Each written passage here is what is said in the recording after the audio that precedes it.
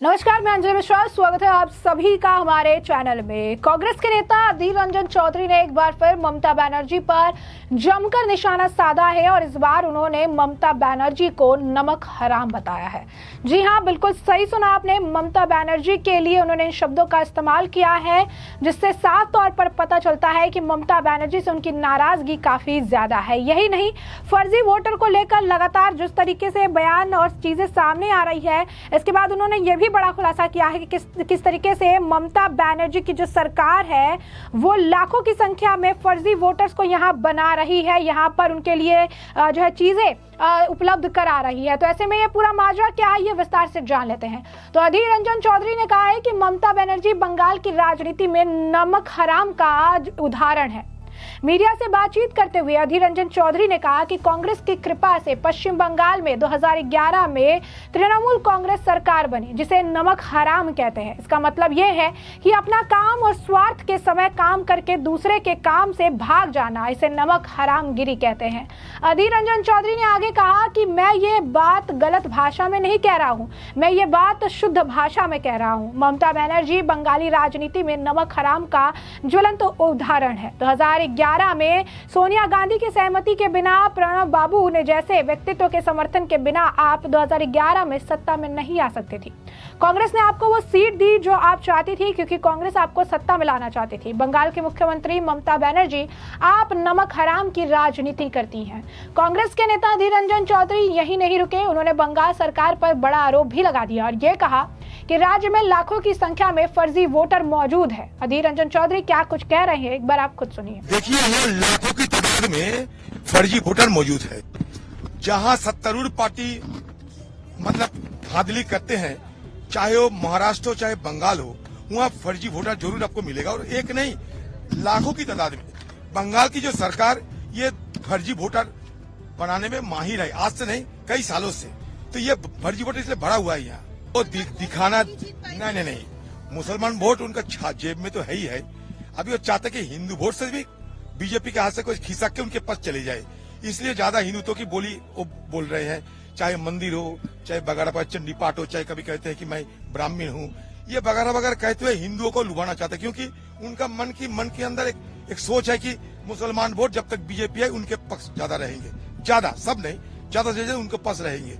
तो इसके लिए मुसलमान वोट के लिए उनका कोई फिक्र नहीं है, उनका फिक्र है हिंदू वोट के लिए। ये बीजेपी और टीएमसी के बीच ये सांप्रदायिक जो ध्रुवीकरण, ये सांप्रदायिक ध्रुवीकरण की जो जंग, इसका घमासान हो रहे हैं। अब देख रहे हैं कि दोनों पक्ष, एक हिंदू और दो मुसलमान को ऐसा करना।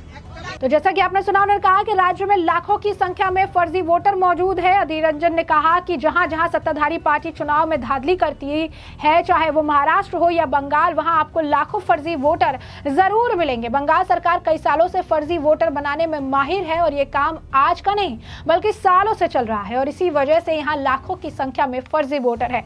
यानी ममता बनर्जी जो हाल ही फिलहाल में बयान दे रही थी और जो चीजें कह रही थी, इस तरीके से दिखाने का प्रयास कर रही थी कि जो है बीजेपी फर्जी वोटर बनाकर जीत जाती है। महाराष्ट्र में जीत गई, हरियाणा में जीत गई, दिल्ली में भी जो है जीत गई है। लेकिन उसी ममता बनर्जी पर उनकी सहयोगी, यूं कहिए कि साथ में ही इन्होंने गठबंधन भी कर रखा था, बाद में फिर अलग अलग हो गए। तो कांग्रेस पार्टी के नेता अधीर रंजन चौधरी भड़कते नजर आए। उन्हें नमक हराम तो कहा ही, साथ ही साथ ये भी कह दिया कि ये फर्जी वोटर है, फर्जी वोटर बनवाने का ये काम करती है। लाखों की संख्या में फर्जी वोटर जो है इन्होंने बनाए, इसका लेकर उन्होंने काम किया है। तो ये बात उनके द्वारा कही गई, यानी साफ तौर पर अगर आप देखेंगे तो ये बहुत बड़ा बयान है जो इनके द्वारा दिया गया है। बंगाल की हाल, खासकर कानून और व्यवस्था की हाल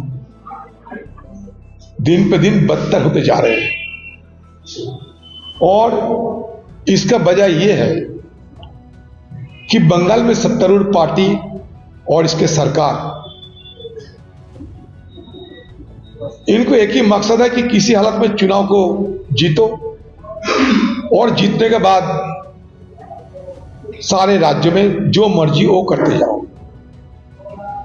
कभी पुलिस पे गोली चलते हैं, कभी पुलिस को भी पीटा जाता बंगाल में, और चाहे हथियार, चाहे बम बनाने की सारी चीजें और हर प्रकार की अपराध करने की एक बड़े शानदार जगह बन चुके हैं ये पश्चिम बंगाल। मान लो कि अपराधियों के लिए ये सर्फ बनते जा रहे हैं। जहां कुछ भी करो सिर्फ तुम्हें सत्तारूढ़ पार्टी को खुशी करना है और सत्तारूढ़ पार्टी में शामिल होना चाहिए, और इसके बदौलत इसके तहत तुम्हें जो मर्जी वो करते जाओ, कहीं कोई रोक नहीं है, टोक नहीं है। सीधे तौर पे मर्जी माफिक काम करते जाओ, सिर्फ हिस्सा सत्तारूढ़ पार्टी को दिया करो, कमाई की एक हिस्सा सरकार को दिया करो, और इसका लाइसेंस लेके तुम अपना राज बढ़ाते रहो। इसलिए पासपोर्ट में आपको भ्रष्टाचार, फर्जी पासपोर्ट मिलते हैं, फर्जी नोट मिलते हैं, सारे कुछ फर्जी मिलते हैं यहाँ। और बांग्लादेश के साथ हमारा ये तस्करों की आज की नहीं, ये सरकार के साथ, सरकार के शासन और बीएसएफ वालों के एक हिस्से की मदद से ये कारोबार भी बखूबी चलते रहते हैं यहाँ। साथ ही साथ उन्होंने जो है ये बड़ा बयान दिया और उन्होंने बंगाल की स्थिति को लेकर भी काफी चीजें कही हैं, जैसा कि आप देख सकते हैं, सुन सकते हैं कि किस तरीके से अधीर रंजन चौधरी फर्जी वोटर को लेकर ये बहुत बड़ा आरोप लगा रहे हैं पश्चिम बंगाल के मुख्यमंत्री ममता बनर्जी पर। हाल ही फिलहाल में ममता बनर्जी ने जो है फर्जी वोटर के मामले को उठाया था, यहाँ तक कि उन्होंने ये भी कहा था कि वो धरना प्रदर्शन करेंगे। इलेक्शन कमीशन तक भी, इलेक्शन कमीशन पर भी उन्होंने जो है आरोप लगाए थे, कहा था कि इलेक्शन कमीशन बीजेपी के लिए काम करती है, वो बीजेपी को जितवाने के लिए काम करती हैं। जो नए इलेक्शन कमीशन के चीफ बने हुए हैं उनको लेकर भी तरह तरह की उन्होंने बयानबाजी की थी, लेकिन अब उनके साथ में गठबंधन की हुई पार्टी के ही नेता अधीर रंजन चौधरी जो हैं वो अब उनकी पोल खोल रहे हैं और बता रहे हैं कि किस तरीके से बंगाल सरकार कई सालों से फर्जी वोटर बनाने का काम कर रही है, और ये काम आज से नहीं है बल्कि सालों से चल रहा है।